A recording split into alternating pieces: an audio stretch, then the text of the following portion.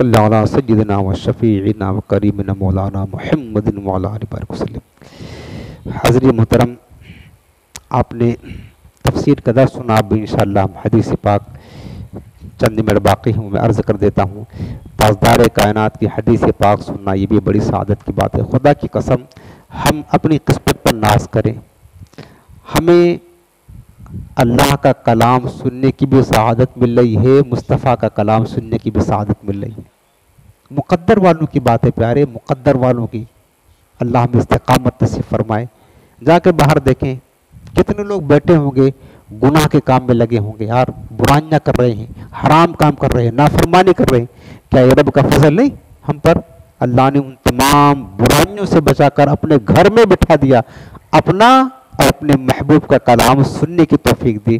اس سے بڑی خوش نصیبی کیا ہوگی بتائیں آپ؟ ہوگی؟ اللہ استقامت دے، اللہ نظر بد سے بچائے نا۔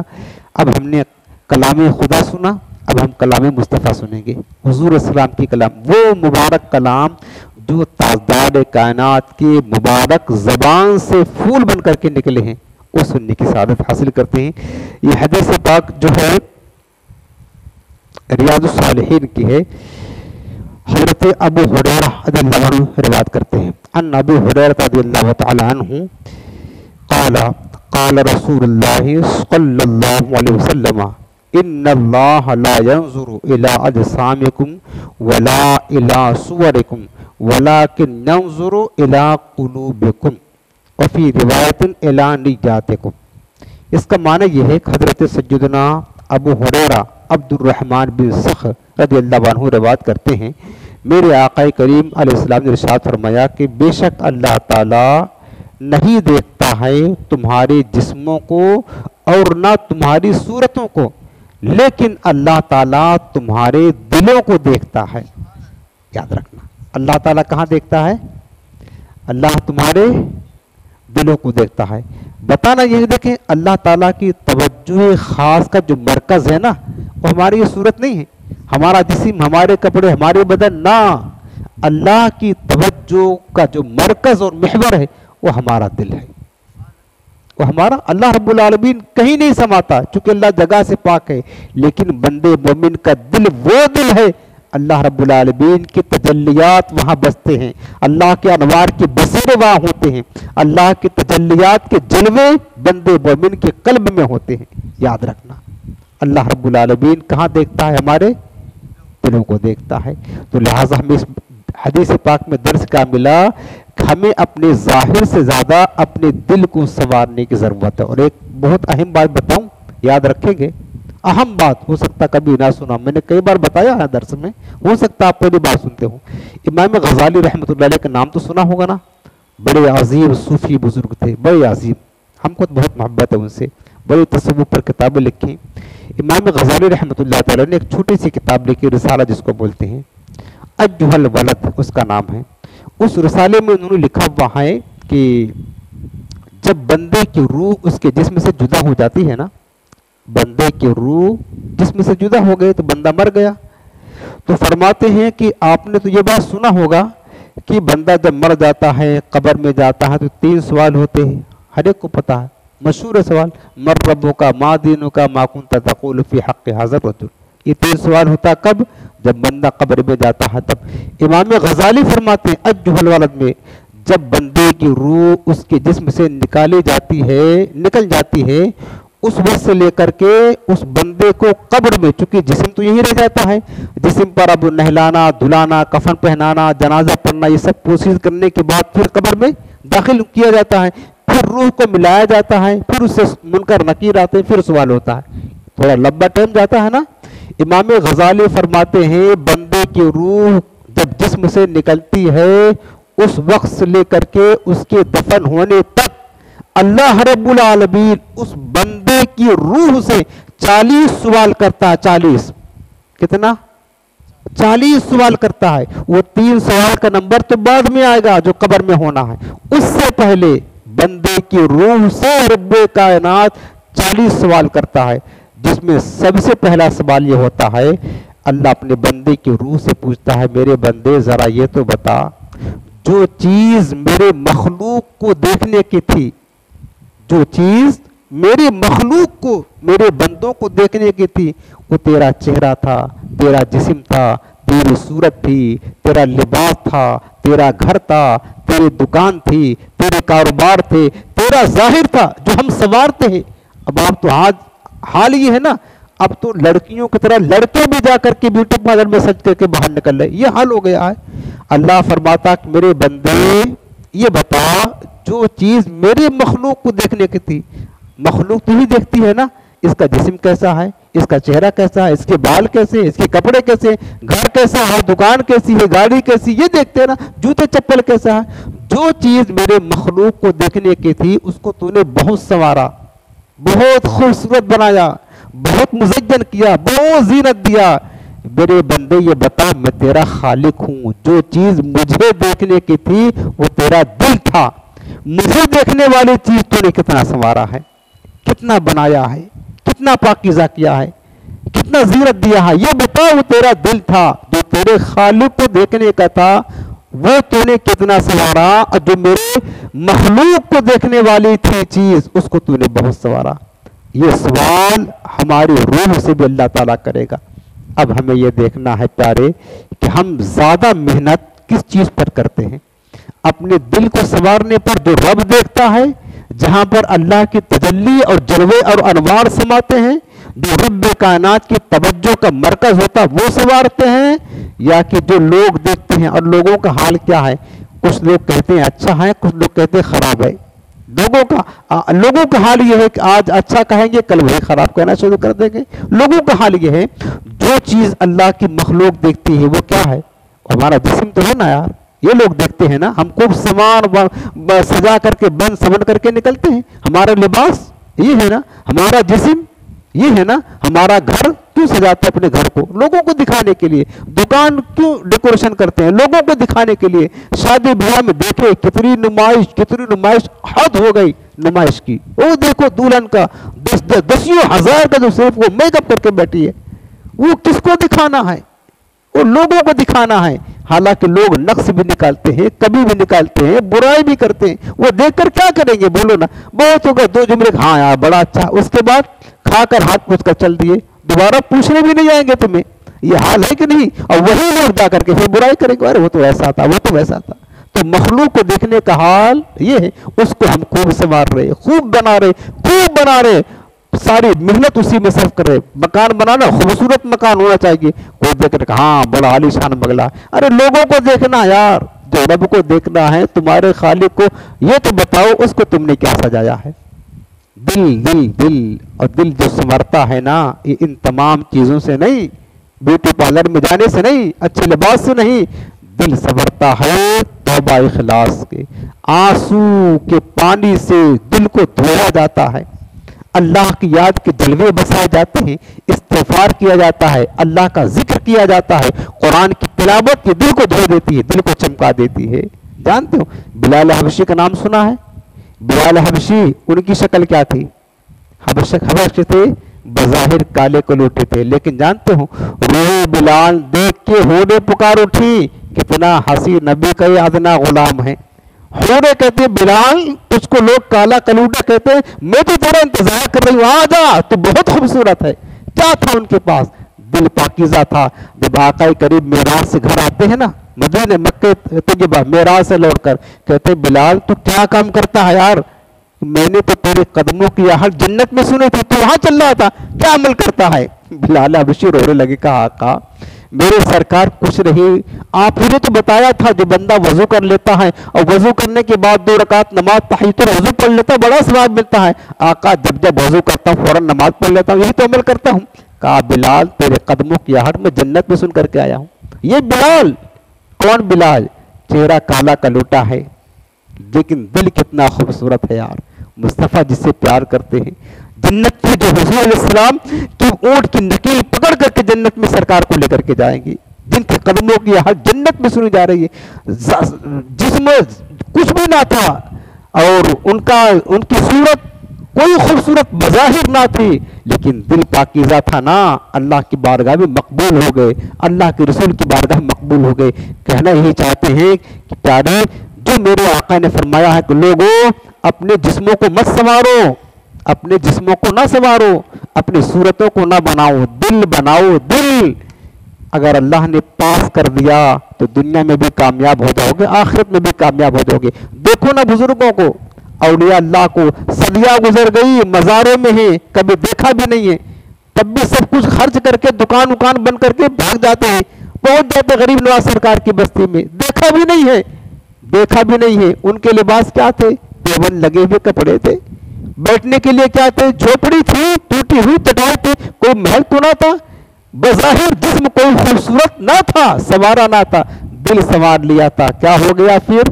جب دل سنوار لیا تھا تو صدیاں گزر گئی، آج بھی دلوں پر ان کا راج چلتا ہے، ان کی حکومت چلتی ہے. یہ اللہ تعالیٰ کا وعدہ ہے. تو رب نے فرمایا ہے، میرے آقا کریم نے فرمایا بے شک اللہ تعالیٰ تمہارے جسموں کو اور تمہارے صورتوں کو نہیں دیکھتا بلکہ تمہارے دلوں کو دیکھتا ہے. اور ایک روایت میں یہ بھی ہے تمہاری نیتوں کو دیکھتا ہے. لہٰذا اپنی نیت کا قبلہ ہمیں درست کرنا چاہیے اور اپنے دل کو سنوارنا چاہیے. میں نے بتایا کہ دل سنورتا ہے اللہ کو یاد کرنے سے، قرآن کی تلاوت کرنے سے، توبہ استغفار کرنے سے، اللہ کی بارگاہ میں گر گڑا کر آنسو بہانے سے، اللہ سے خیرات مانگے. مولا دل بگڑ گیا ہے، چونکہ حدیث پاک میں نا یہ دل بادشاہ ہے، بادشاہ. پورا جسم جو ہے نا، ہاتھ پیر آنکھیں یہ اس کی رعایا ہیں، اور دل حکمرانی کرتا ہے. دیکھو نا، دل کہتا ہے ادھر دیکھ، آنکھ ادھر دیکھتی ہے. دل کہتا ہے ادھر چل، وہ فوراً قدم چلنے لگتا ہے. سب غلام ہیں. تو دل اگر جب کسی ملک کا بادشاہ اچھا ہوگا تو رعایا بھی اچھی ہوگی نا یار. بادشاہ برباد ہوگا تو رعایا کا حال کیا ہوگا؟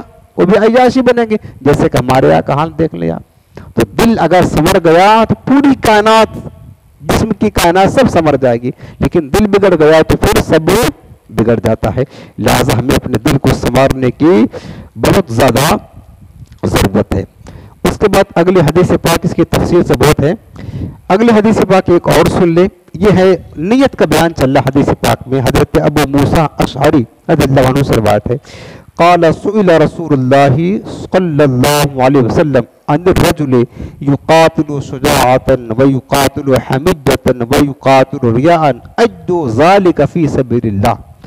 حضرت ابو موسیٰ اشعری روایت کرتے ہیں کہ حضور کی بارگاہ میں سوال ہوا اس شخص کے بارے میں کہ ایک آدمی جہاد کرتا ہے، جنگ کرتا ہے. شجاعتاً معنی ہوتا ہے بہادری دکھانے کے لیے. وَيُقَاتِلُ حَمِيَّةً ایک دوسرا آدمی جو جنگ کرتا ہے اپنی غیرت دکھانے کے لیے، قومی غیرت کو. وَيُقَاتِلُ رِيَاءً اور ایک آدمی جنگ کرتا ہے لوگوں کو دکھانے کے لیے، ریاکاری کے طور پر. اَجْدُ ذَلِكَ فِي سَبِيلِ اللَّهِ تو حضور کی بارگاہ میں پوچھا گیا کہ یا رسول اللہ ان تینوں میں سے کون مجاہد فی سبیل اللہ ہے؟ اللہ کی راہ میں کون جہاد کرنے والا ہے؟ قال حضور نے فرمایا من قاتل لتکون کلمۃ اللہ العلیا فهو فی سبیل اللہ جو اس لیے جہاد کرے تاکہ اللہ کا کلمہ بلند ہو، دین اسلام کی سربلندی کی خاطر یہ نیت رکھ کر کے جہاد کرے. آقا فرماتے وہی مجاہد فی سبیل اللہ ہے. بس وہی مجاہد فی سبیل اللہ ہے. باقی جو دکھانے کے لیے کہ لوگ مجھے بہادر کو سمجھیں، لوگ مجھے کیا کہتے ہیں کہ لوگ مجھے بہت زیادہ مطلب دین کی خدمت کرنے والا سمجھیں، لڑائی کرنے والا سمجھے، اس نیت کے ساتھ، نیت میں اگر فطور ہے تو پھر اگر وہ اس طرح جہاد کرتا ہے نا تو بظاہر یہ لوگ کہیں گے جہاد ہے، لیکن اللہ کی بارگاہ میں وہ جہاد نہیں ملے گا. لہٰذا جب بھی کوئی عمل کرے نا ہمیں یقیناً اپنے نیت کا قبلہ ضرور درست کرنا چاہیے. ہمیشہ ہر عمل میں نظر صرف کیا ہوں؟ اللہ کی رضا، اللہ کی رضا ہوں. بظاہر دوسرا کوئی مقصد نہ ہوں، دوسرے کوئی غرض نہ ہوں، دوسرے کوئی آرزو نہ ہوں، دکھاوا نہ ہوں. اگر یہ چیزیں رہیں تو پھر یاد رکھنا ہمیں بجائے ثواب کے عذاب ملے گا. بلکہ حدیث پاک ایک اور سن لیں. حدیث پاک میں میرے آقا فرماتے ہیں کہ قیامت کا دن ہوگا نا، 3 قسم کے لوگوں کو اللہ کی بارگاہ میں پیش کیا جائے گا. اللہ تعالیٰ ان سے سوال کرے گا. ایک وہ بندہ ہوگا جو راہ خدا میں جہاد کرتا تھا اور راہ خدا میں قتل کیا گیا. اللہ تعالیٰ اسے اپنے سامنے کھڑا کرے گا اور پھر اسے اپنی نعمتیں یاد دلائے گا. میرے بندے بتا میں نے یہ نعمتیں دی تھی تجھے؟ وہ بندہ کہے گا ہاں مولا، اقرار کرے گا. اللہ فرمائے گا بتا تو نے نعمتوں کا شکر کیا ادا کیا؟ وہ بندہ عرض کرے گا اے میرے رب میں نے تیری رضا کی خاطر جہاد کیا حتیٰ کہ شہید ہو گیا. وہ کہے گا اللہ کی بارگاہ میں نے تیرے، وہ اللہ تو جانتا ہے نا دل کی نیت، اللہ سے بہتر ہم بھی نہیں جان سکتے ہیں ہمارے دل کی نیت کیا ہے. وہ بندہ کہے گا میرے مولا میں نے تیری رضا کی خاطر راہ خدا میں جہاد کیا حتیٰ کہ شہید ہو گیا. اللہ تعالیٰ فرمائے گا کہ میرے بندے تو جھوٹا ہے، جھوٹا تو جھوٹ کہتا ہے، بلکہ تو یہ چاہتا تھا کہ تو کہا جائے کہ فلاں شخص بہت بہادر ہے، تو اس لیے جہاد کیا کرتا تھا. تو جھوٹا ہے. پھر اس بندے کو پکڑ کر کے گھسیٹ کر کے جہنم میں ڈال دیا جائے گا. جس نے جہاد کیا تھا اور اپنی جان بھی گنوا دی تھی لیکن دل کا رخ درست نہ تھا، نیت صحیح نہ تھی. نیت کیا تھی؟ لوگ کہیں بڑا بہادر اس لیے جہاد کرتا تھا. اللہ تعالیٰ کیا فرمائے گا؟ اسے جہنم میں ڈالو، پھینک دیا جائے گا. دوسرا شخص وہ بھی اللہ کے حضور حاضر کیا جائے گا جس نے علم سیکھا اور سکھایا ہوگا، قرآن کی تلاوت کی ہوگی، پڑھا ہوگا. اللہ تعالیٰ اسے اپنی نعمتیں یاد دلائے گا. وہ اقرار کرے گا ہاں مولا تو نے نعمتیں دی ہیں. پھر اللہ پوچھے گا میرے بندے بتا تجھے جو علم عطا کیا گیا اس کے بارے میں تیرا عمل کیسا رہا؟ وہ بندہ عرض کرے گا اے میرے رب میں نے علم سیکھا اور دوسروں کو سکھایا اور تیری رضا کے لیے قرآن کی تلاوت کی. اللہ تعالیٰ فرمائے گا میرے بندے تو جھوٹا ہے، جھوٹا تو جھوٹ کہتا ہے، بلکہ تو نے علم اس لیے سیکھا تاکہ لوگ تجھے عالم کہیں، سو وہ دنیا میں تجھے کہہ لیا گیا، اب تجھے یہاں کوئی اجر نہیں ملے گا. پھر اس بندے کو حکم ہوگا وہ بھی گھسیٹ کر کے جہنم میں پھینک دیا جائے گا. دیکھیں محنت سب کیا اس نے لیکن چونکہ نیت درست نہیں تھی. مثلاً ہم دیکھو آپ کو سکھا رہے ہیں نا، اگر ہمارے دل میں یہ نیت ہوگی تاکہ لوگ ہم کہیں بڑا عالم ہے، بڑا اچھا معلومات ہے، اس نیت کے ساتھ اگر درس دیں گے نا تو ہمارا بھی انجام وہی ہوگا. تو ہم جھوٹے ہیں نا. اللہ تعالیٰ ہم سے بھی پوچھے گا تم نے ہمارے بندوں کو کیوں سکھایا. اگر ہم دل کی نیت تو اللہ ہی جانتا ہے اور کوئی نہیں جان سکتا، ہم بھی بہتر طریقے سے جان نہیں سکتے. اگر ہم نے اس لیے آپ کو سکھایا ہے اور خوب بتایا ہے تاکہ آپ ہمیں عالم کہیں، یہ کہیں بڑا محنتی مولانا ہے، بہت زیادہ خدمت کرتا ہے، اس نیت کے ساتھ اگر ہم یہ فطور ہمارے دل میں ہے نا اس لیے آپ کو درس دے رہے ہیں نا تو ہماری محنت بھی ہم کریں گے اور آخرت میں جہنم کے حقدار بنیں گے. وہی بات یہاں فرمائی جا رہی ہے کہ بندہ جو عمل کرے پہلے اپنی نیت کا قبلہ درست کرے، وہ اپنے اللہ کی رضا کے لیے کرے، باقی ورنہ پھر نہ کرے. ورنہ پھر کیا ہوگا کہ عاملۃ ناصبہ تصلیٰ نارا حامیہ، انجام یہ ہوگا کہ محنت بھی کرے گا، مشقت بھی جھیلے گا اور اس کے بعد بھڑکتی آگ میں جائے گا. اب جیسے محنت تو کرے نا، راہ خدا میں جو جہاد کرنے جاتے ہیں محنت تو کرتے ہیں، اپنی جان کا نذرانہ دے دیتے ہیں، لیکن انجام کیا ہوا؟ دل کی نیت صاف نہیں، ریاکاری بڑی ہے تو جہنم کا عذاب. اس کے بعد آخری بات پھر ایک شخص کو حاضر کیا جائے گا جس کو اللہ نے بہت سارا مال دنیا میں دیا ہوگا. اللہ کے بارگاہ میں حاضر ہوگا، اللہ تعالیٰ اپنی نعمت یاد دلائے گا، وہ ان نعمتوں کو اقرار کرے گا. پھر اللہ تعالیٰ فرمائے گا کہ میرے بندے تو نے ان نعمتوں کا کیا شکر ادا کیا؟ وہ بندہ عرض کرے گا اے میرے مولا میں نے کوئی ایسا موقع نہ چھوڑا جس میں تجھے خرچ کرنا پسند ہو اور میں نے تیری رضا کے لیے خرچ نہ کیا ہوں. ہر جگہ جہاں ضرورت پیش آئی میں نے تیری رضا کے لیے خرچ کیا، اپنا مال صدقہ کیا، خوب خیرات کیا. تو اللہ فرمائے گا کہ میرے بندے تو جھوٹ بولتا ہے، جھوٹ. اللہ اکبر. بلکہ تو یہ چاہتا تھا کہ تجھے سخی کہا جائے تو دنیا میں تجھے کہہ لیا گیا سخی، اب یہاں تجھے کوئی انعام نہیں ملے گا بلکہ اس کو حکم ہوگا کہ اس کو گھسیٹ کر جہنم میں ڈال دو. اسے بھی جہنم میں ڈال دیا جائے گا. علماء فرماتے ہیں دیکھیں کتنا بد نصیب ہوگا وہ شخص جو بندہ محنت بھی کر رہا ہے، مال بھی خرچ کیا، خوب خرچ کیا اور چاہتا تھا کہ اس کو انعام ملے، اللہ کی بارگاہ میں جنت ملے، جنت کی نعمتیں ملے، لیکن چونکہ دل کی نیت صاف نہ تھی اس وجہ سے بجائے اس کو نعمت ملنے کی، جنت ملنے کی، اللہ کی رضا ملنے کی، اس کو الٹا جہنم میں جھونک دیا گیا. لہٰذا جو بھی عمل کرے آپ، خیرات کرے، صدقہ کرے، جو بھی نیک عمل کرے، سب سے پہلا کام عمل بعد میں کرے، نیت اپنے دل میں پہلے حاضر کرے. ہم اپنے لیے بھی ہے، درس ہمارے لیے بھی ہے. ہم تو الحمدللہ نکلتے گھر سے پہلے نیت کر لیتے اللہ تیری رضا کے کرتے اور ڈرتے اللہ تعالیٰ کہیں ریاکاری آ گئے تو ہم کیا کریں گے؟ محنت بھی کریں گے اور عذاب بھی برداشت کیسے کر پائیں گے؟ ڈر بھی لگتی ہے کیونکہ شیطان بڑا بدماش آدمی ہے، دشمن کہاں سے ریاکاری گزر دے اپنے کو خبر بھی نہ پڑے. بہت کمزور ہیں ہم. تو اللہ تعالیٰ سے ہم اللہ کی پناہ چاہتے ہیں شیطان مردود سے. ہمیشہ آپ یہاں آ رہے ہیں, آپ نے یہ درس شروع کیا تھا نا, یہ نیت کرے, یہ نہیں کہ بس یہ ڈاکٹروں کی طرف سے ہوتا نا, نیت کرے اللہ فقط تجھے راضی کرنے کے لیے, کوئی مقصد نہیں بس, فقط تیرا دین سیکھنے کے لیے, تاکہ تیرے دین کا کلمہ بلند ہو, تیرے محبوب کی حدیثیں بلند ہوں, تیرا قرآن لوگ سیکھے. فقط یہ نیت ہے. کبھی بھی راہ خدا میں مال خرچ کرے, کبھی بھی کوئی بھی نیکی کرے نا, اپنے دل کا رخ ضرور درست کرے. کس کے لیے؟ فقط رب کریم کی رضا کے لیے. اگر یہ نیت ہوگی تو انشاءاللہ ہماری نیت محمود اور پسندیدہ ہوگی, اور پھر انشاءاللہ ہمیں اللہ تعالیٰ اس کی برکتیں بھی عطا فرمائے گا. لہٰذا آج کے درس میں یہ بات کافی ہے, یہ حدیث پاک, اور ہمیں اس حدیث پاک سے یہ درس ملتا ہے کہ جو بھی ہم عمل کریں, اگر ہماری نیت ریاکاری کی ہوگی, دکھاوا کی ہوگی, تو پھر یاد رکھنا ثواب تو کیا ملے گا, ہم محنت بھی کریں گے, اگر مال خرچ کیا ہے تو مال بھی ہمارا ضائع ہو جائے گا, اور ہمیں اس کی جزا ملنے کے بجائے ہمیں سزا ملے گی, یعنی ڈبل نقصان ہوگا ہم کو. اللہ تعالیٰ بس ہمیں ریاکاری کی آفت سے محفوظ فرمائے, اور ہماری نیتوں میں خلوص اللہ تعالیٰ پیدا فرمائے. اللہ رب العالمین تیری بارگاہ میں التجا ہے